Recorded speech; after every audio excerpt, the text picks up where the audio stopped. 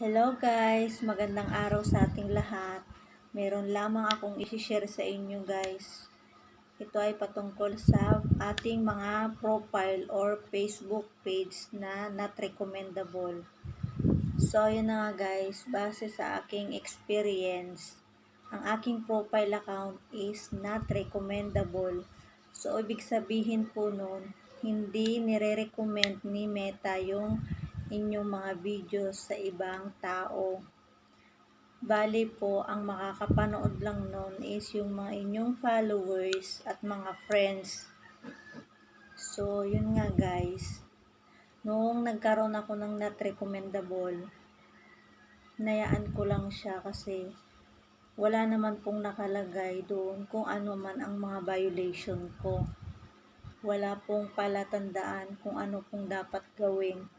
Walang binigay na option kung ano ang gagawin natin. So, hinayaan ko lang siya guys. Nag-upload lang ako ng mga videos. Tapos, nung tinignan ko siya ulit, naging okay na, recommendable na po siya ulit. So, ang payo ko guys, pag kayo maka-experience ng ganun, hayaan nyo lang po. Mag-upload lang po kayo ng mga videos nyo. Hindi magtatagal, mawawala rin po yun. At babalik ulit sa dati na recommendable. So, yun lang guys.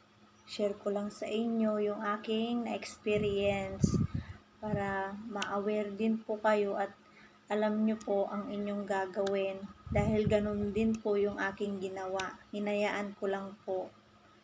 Tapos bumalik na po siya ulit sa dati. So, yun guys. Yun lang po. Thanks for watching and God bless po sa ating lahat. Bye-bye.